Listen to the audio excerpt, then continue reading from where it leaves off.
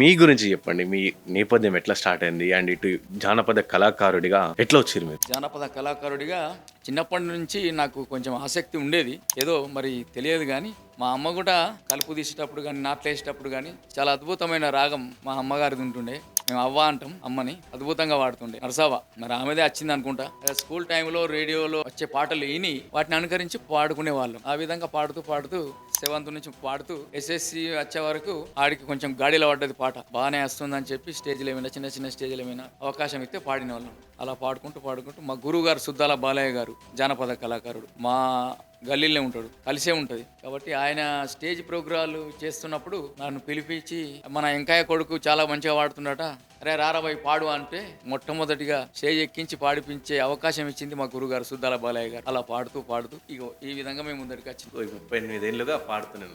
పక్క 89 నుంచి 89లో all India రేడియోలో పాడినా, 94లో దూరదర్శన్లో పాడినా.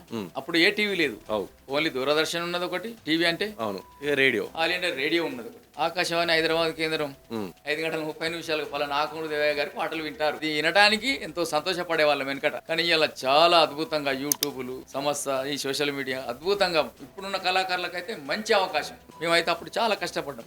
ఒక రేడియోలో వాడడానికి కొన్ని సంవత్సరాలు పట్టి ఎట్ టైం మాకు పోయే రూట్ తెలియక సంవత్సరాలు పట్టిందంట. ఫస్ట్ పోవుడుతోటే పాస్ అయినాము, అదేం లేదు.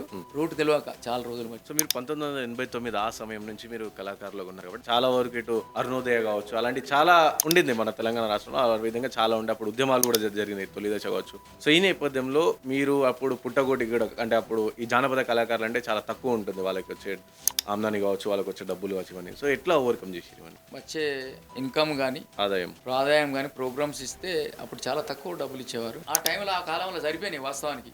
అంతా ఏం బాధ లేదు, అంత ఆనందంగా నడిచింది. ఇక అలా టీవీలో పాడినప్పుడు రేడియోలో పాడినప్పుడు వాళ్ళు ఇచ్చినటువంటి చెక్కులు, వినాయక చవితి కానీ జనరల్ ప్రోగ్రామ్ పెట్టుకున్నప్పుడు కానీ వాళ్ళు ఇచ్చే డబ్బులతో ఆ విధంగా వెళ్ళదీసినాం. తెలంగాణ ఉద్యమం చాలా కాకముందు మేము ఎన్నో డివోషనల్ సాంగ్స్, భక్తి గీతాలు, తెలంగాణ రాష్ట్రమే కాకుండా ఆంధ్ర ఇటు తెలుగు 2 రాష్ట్రాల్లో పూట ఎంతమంది దేవుళ్ళు ఉన్నారు అంతమంది దేవుళ్ళ మీద మా పాట ఉన్నది. అప్పటి నుండి క్యాసెట్లు ఏ సైడ్ బి సైడ్ ఇట్లా పాట వేస్తే అద్భుతమైన పాటలు మాయ. అలాంటిది ఒక పాట బాగా ఇట్టైన పాట కొండగట్టు అంజనమైన వాడిన. కొండగట్టులో వెలసిన అంజన్నా నీ అండాదండ మాకుండాలని కొబ్బరికాయలు పూలు పండ్లు పలహారాలు నీకు తెస్తిమయ్యా. కొండగట్టులో వెలసిన అంజన్నా నీ అండాదండ మాకుండాలని కొబ్బరికాయలు పూలు పండ్లు పలహారాలు నీకు తెస్తిమయ్యా.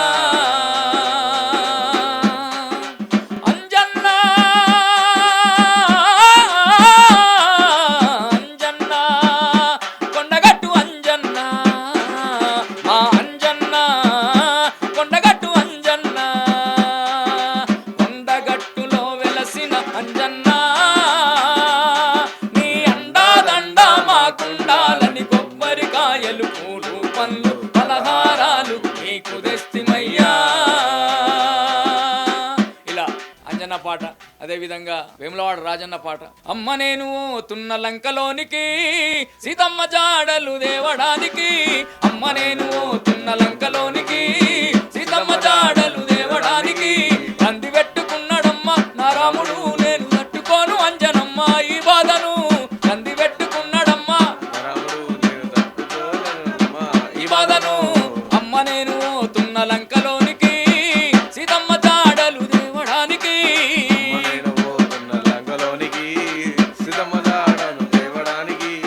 కొడుకా అంజన్న పోతే పోతేవి గాని పోయిన కాడ పైలం బిడ్డ, నువ్వు అసలే చిన్నప్పుడే బగబగ మండేటి ఎర్రటి సూర్యున్నే మింగి పోయినవు బిడ్డ, జర్ర ఎక్కడ ఏముందో చూసుకుంటా మెదులు బిడ్డ.